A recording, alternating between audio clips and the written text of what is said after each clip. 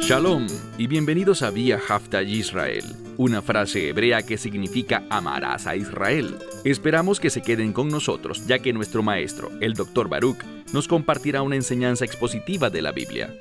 El Dr. Baruch es profesor titular del Instituto Zera Abraham, con sede en Israel. Aunque todos los cursos en el instituto se imparten en hebreo, el Dr. Baruch se complace en compartir esta enseñanza en inglés con doblaje al español. Para más información, visítenos en amarasaisrael.org o descargue nuestra aplicación móvil Mi Estudio Bíblico. Aquí está Baruch y la lección de hoy. Una vez más, la adoración es fundamental. Tú fuiste creado para adorar a Dios y para que lo hagas de la manera como su palabra nos lo indica. La gente a menudo habla sobre libertad y autonomía, pero malinterpretan de lo que se trata esa libertad y esa autonomía.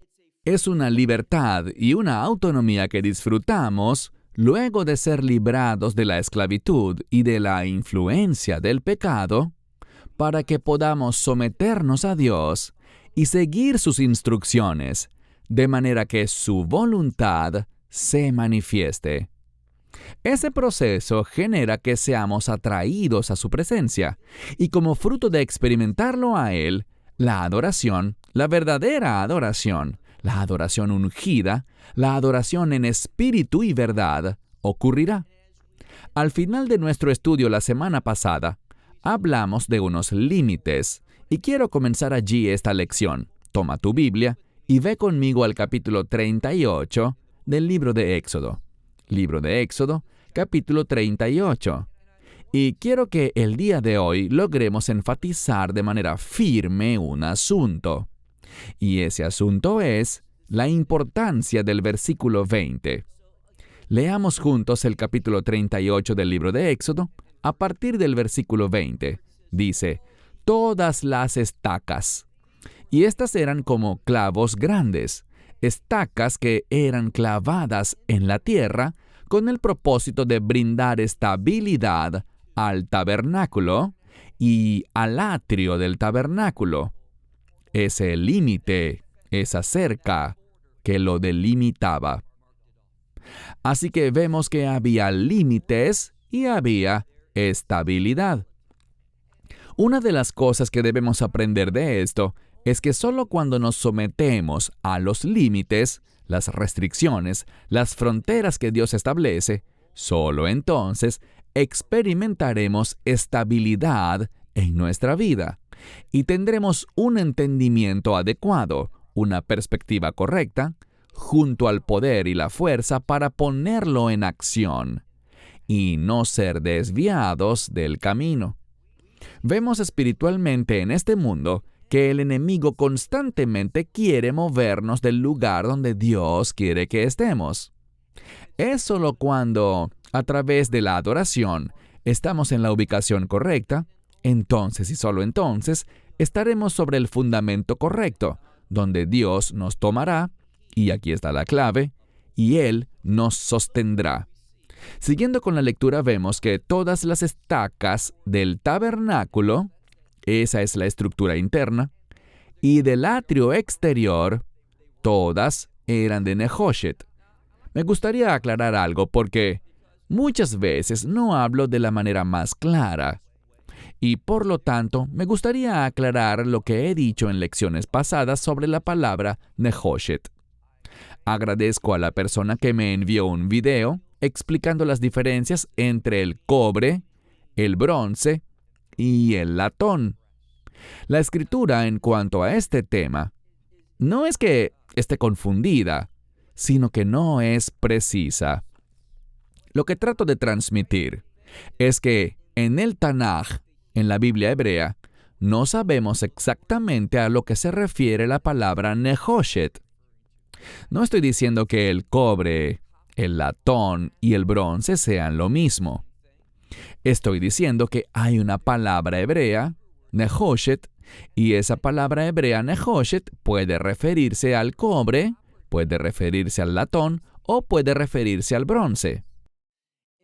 En hebreo moderno, para referirnos al bronce, decimos bronza. Así lo decimos en hebreo, simplemente porque no existe otra palabra hebrea para este material en la escritura. De la misma manera, usamos otra palabra no hebrea para hablar del latón. Así que, nehoshet no es un término preciso. Puede referirse en la Biblia tanto al cobre como al bronce o al latón. No lo sabemos. Por lo tanto, simplemente quería compartirles que tiene que ver con uno de estos metales, pero no se puede ser específico. Vayamos ahora al versículo 21. Desde el versículo 21 hasta el final del capítulo, en el versículo 31, o sea, del 21 al 31, nos brindan un detalle del inventario del material y, justamente, del oro, la plata y el nehoshet que se usó, las medidas y los pesos en total. Así que comencemos. Leemos en el verso 21. Y estos son los inventarios. Literalmente es la palabra para un mandato o una orden.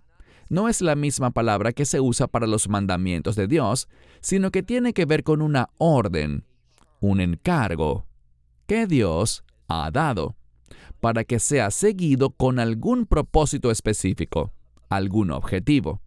Así que dice, estas son las órdenes, algunos lo traducen como las cuentas o el inventario del tabernáculo del testimonio. Y esto es algo que debes resaltar, porque sabemos que existía el arca del testimonio, pero aquí está diciendo que, en un sentido general, el propósito del tabernáculo era testificar de Dios a su pueblo. Él aparecería allí, su presencia vendría, ellos tendrían una experiencia con Él, por lo que era conocido como el tabernáculo del testimonio. Es muy significativo. Antes de esta grabación tuvimos nuestro tiempo de adoración en el libro de Apocalipsis, y vimos que en la Nueva Jerusalén, en ese estado final del reino de Dios, no habrá templo, pero sí se habla de que el tabernáculo de Dios está con nosotros, con los hombres y las mujeres. Por lo tanto, es la revelación de Dios, es lo que la gente buscaba, experimentarlo a Él, en la verdad. Así que, estos son los inventarios, o las cuentas, las órdenes del tabernáculo del testimonio, las cuales fueron ordenadas por Moisés. Era la obra de los levitas.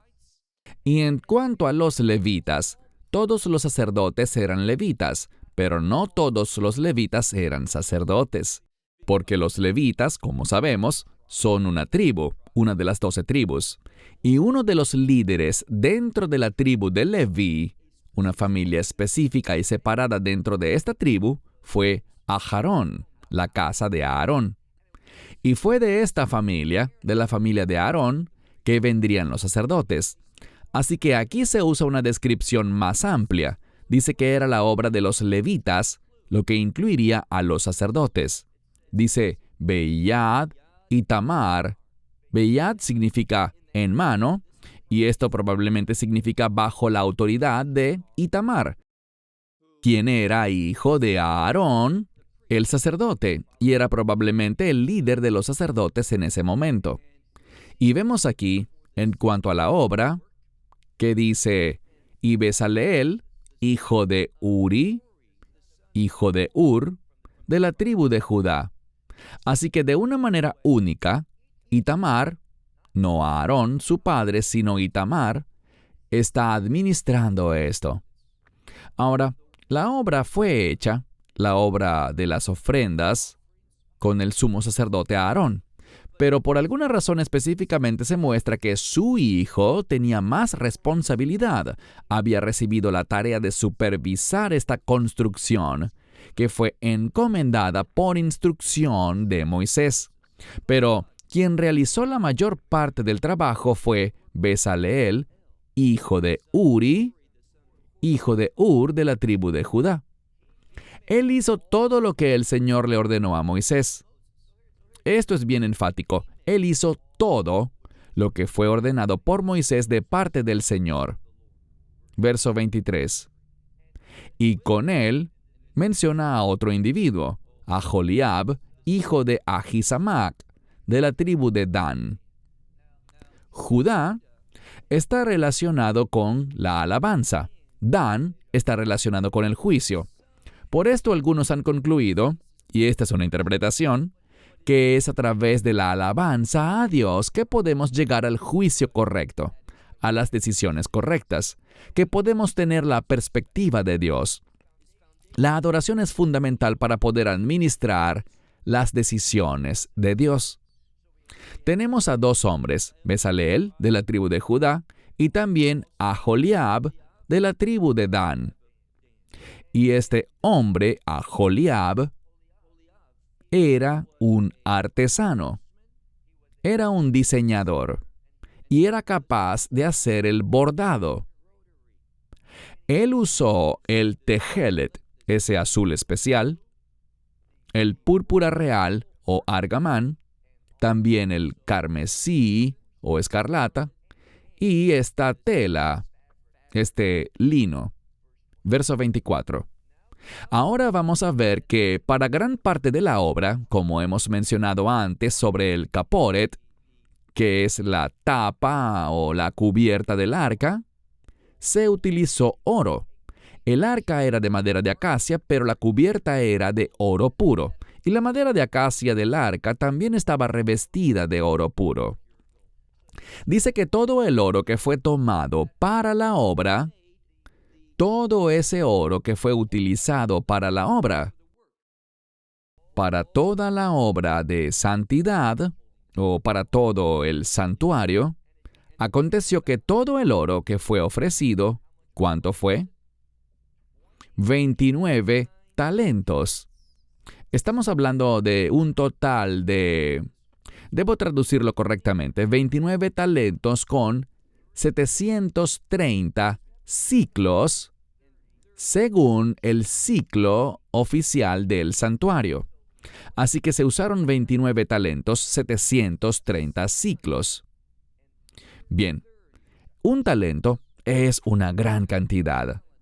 Así que tenemos esta distinción. Lo diré de nuevo. El oro que se ofrendó dice que fueron 29 talentos, 730 ciclos, según el ciclo del santuario. Verso 25. La plata que fue ordenada para el testimonio, dice aquí, que fueron 100 talentos. Y luego hubo 1775 ciclos, según el ciclo del santuario. Así que se usó una gran cantidad de oro y de plata. ¿Y de dónde provino todo esto? Bueno, sabemos algo. Cuando los hijos de Israel salieron de Egipto, los egipcios les entregaron sus riquezas. Algunos señalarán que hubo una transferencia de riqueza, y es cierto, pero el propósito de esta transferencia no era que nosotros fuéramos ricos, sino que fuera utilizada esta riqueza para la adoración. Esto simplemente nos dice que Dios proveerá lo que sea requerido para servirle, adorarle y llevar a cabo sus propósitos. Dios provee eso. No es una transferencia de riqueza para que el pueblo de Dios viva entre lujos y placeres. Esa es una interpretación totalmente errónea de este texto. Miren ahora el verso 26. Tenemos la frase beca. Beca es un término para medio ciclo. Dice beca por cráneo. Y el cráneo representa a un individuo. Así que dice medio ciclo, según el ciclo del santuario, por cada persona que pase por el censo. Esta es la misma palabra para orden o mandato, y es una palabra que se repite continuamente. Es por esto que el nombre de la porción de la Torá de la que proviene este pasaje se llama Tkudé, porque esta palabra se repite a lo largo del texto. Mira de nuevo. Un beca por cráneo, o medio ciclo por cabeza, en otras palabras, según el ciclo del santuario. Se midió a cada uno de los que pasaron por el censo, que tenían 20 años de edad o más. ¿Y cuántos eran? 603,550. Este era el número de hombres entre los hijos de Israel en ese momento. Y aconteció que se usaron 100 talentos de plata para fundir las bases sagradas. Hemos hablado de ellas frecuentemente, donde los tablones se colocaban. Y esas bases estaban en el suelo para asegurar las columnas que sostenían las cortinas que colgaban en el tabernáculo. Así que aconteció que 100 talentos de plata se utilizaron para fundir las bases sagradas y las bases para el parójet. Aquí se hace una distinción entre dos lugares. Estaban estas bases para el tabernáculo, y dentro del tabernáculo estaba ese velo tan importante. Este velo también estaba sujeto a columnas, y por lo tanto las columnas también tenían bases. Ellas eran, como dice la Escritura, de plata. 100 en total. 100 bases y 100 talentos. Esto nos dice que había un talento de plata utilizado por cada base. Versículo 28.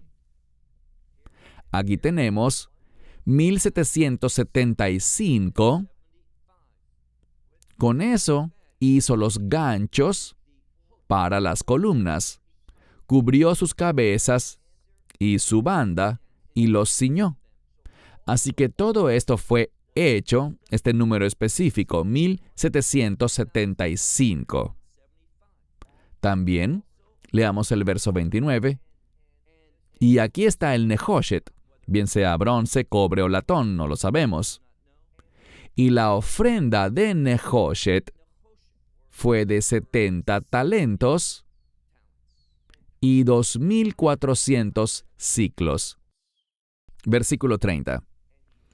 Y él hizo con esto las bases para la entrada de la tienda de reunión y también el altar de Nehoshet, este altar hecho de bronce, cobre o latón. Y también esta red de malla que era la rejilla y también era de Nehoshet. Todo lo que pertenecía a ella, todos los utensilios para el Mizbeach. Y aquí estamos hablando específicamente, igual que la semana pasada, de ese altar que se ubicaba fuera del tabernáculo, dentro del atrio, que con frecuencia es llamado el altar de bronce o el altar del holocausto. Así que está siendo específico al decirnos para qué se usó esta plata y para qué se usó cada material. Pasemos al último versículo, el versículo 31. Y las bases para el atrio. Recuerden algo.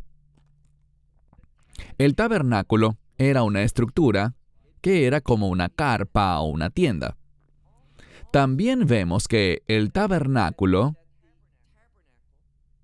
estaba dividido entre el lugar santo y el lugar santísimo. ¿Y qué lo dividía? Aprendimos que era un velo, ese parójet. Así que esa era una estructura. Y alrededor de ella había como una valla. Pero esta valla estaba compuesta por cortinas colgantes. Y aprendimos la semana pasada que el lado sur y el lado norte medían 100 codos de longitud. Y los otros dos lados eran la mitad, 50 codos de longitud. El lado occidental y el lado oriental. Y fue el lado oriental el que se hizo de manera única, porque tenía 3 secciones. A una se le llamaba hombro y también había un segundo hombro. En medio, lo que conectaba a estos 2 hombros era el masaj, esa pantalla, que era la puerta de entrada. De esto es de lo que estamos hablando aquí cuando leemos. Mira de nuevo. Dice, y las bases para los atrios. El atrio también tenía columnas para colgar las cortinas sobre ellas y poder definir esta división, esta separación entre el atrio y el tabernáculo. Alguien preguntó, ¿y qué hay del atrio para las mujeres y para las naciones? Bueno, esto quedaba aún más afuera. Estamos hablando aquí de la obra del sacerdocio y donde la ejecutaban. Así que la gente común, hombres, mujeres y gentiles, nadie entraba allí, solo sacerdotes y levitas. De eso es de lo que se habla aquí cuando menciona, en el verso 31, y las bases del atrio alrededor, y las bases de la puerta del atrio, es decir, de ese masaj, esa pantalla de la que hablamos hacia el final de la lección de la semana pasada, y todo. ¿Dónde comenzamos hoy? Comenzamos con el versículo 20 hablando de estas estacas, y dice una vez más, y todas las estacas del tabernáculo, y todas las estacas del atrio alrededor. Esto lo incluye todo, y aprendimos que estaban hechas de nehoshet, que podía ser bronce, cobre o latón. Recuerden que no estamos diciendo que estos 3 sean lo mismo, sino que simplemente no sabemos a qué se refiere claramente la palabra nehoshet, si es bronce, latón o cobre. La próxima semana vamos a estudiar algo y no será la primera vez que lo veamos, porque el libro de Éxodo se repite para enfatizar las vestiduras de los sacerdotes. Hay mucha sabiduría y revelación en estas vestiduras, así que, hasta entonces, que Dios te bendiga. Shalom, desde Israel. Shalom from Israel. Esperamos que te hayas edificado con el mensaje de hoy y lo compartas con otros. Te invitamos a seguir nuestros estudios cada semana por este canal y por el portal de YouTube de Amarás a Israel. También puedes descargar nuestra aplicación móvil gratuita, Mi Estudio Bíblico. Finalmente, para obtener más información sobre nosotros, visita nuestra web amarasaisrael.org, donde encontrarás otras conferencias de Baruch en audio, video y texto. Hasta el próximo programa. Que el Señor te bendiga en Yeshua HaMashiach, Jesús el Mesías, mientras caminas con Él. Shalom desde Israel.